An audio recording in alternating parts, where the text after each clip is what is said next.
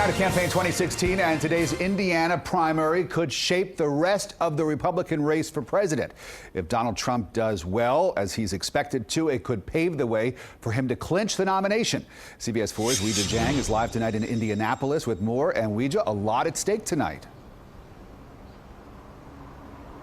Rick, you are so right. Today's contest is one of the last opportunities to stop the Donald Trump train, and Ted Cruz knows that. He's been camped out here in Indiana all week, and today, as voters headed to the polls, Cruz held nothing back, attacking Trump, saying he had the, quote, characteristics of a braggadocious, arrogant buffoon. God bless you. Thank you. Ted Cruz made a final push for voters in Indiana this morning, stopping by a barbecue restaurant in Evansville where he blasted his competitor. I'm going to tell you what I really think of Donald Trump. This man is a pathological liar. He doesn't know the difference between truth and lies.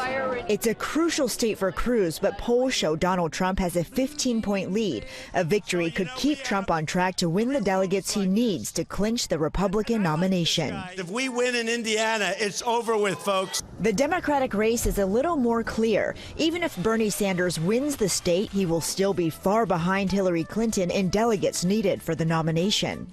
Indiana election officials are expecting a record turnout today. They say early voting numbers are already higher than the past two presidential primaries in 2008 and 2012. We've noticed that voters are inspired. They are encouraged to get out and vote on today, so that's exciting. I voted for Donald Trump. Susan Ziegler says usually it's clear who will be the nominee by the time Indiana votes, but not this year. Our voice actually may count.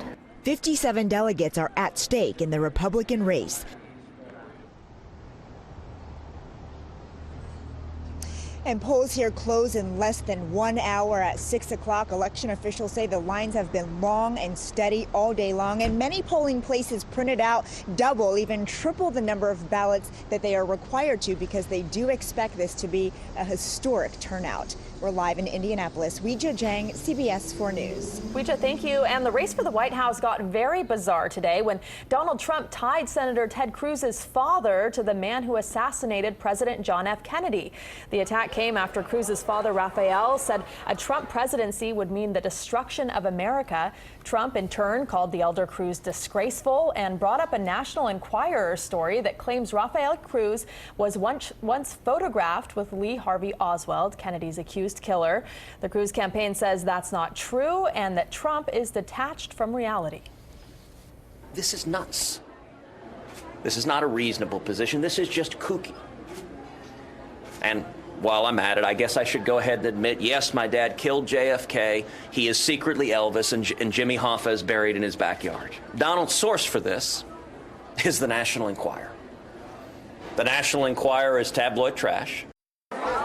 Trump also blasted Raphael Cruz for invoking, quote, the body of Christ to convince pastors in Indiana to vote for his son. To watch Ted Cruz's entire news conference, head over to our website, cbsmiami.com.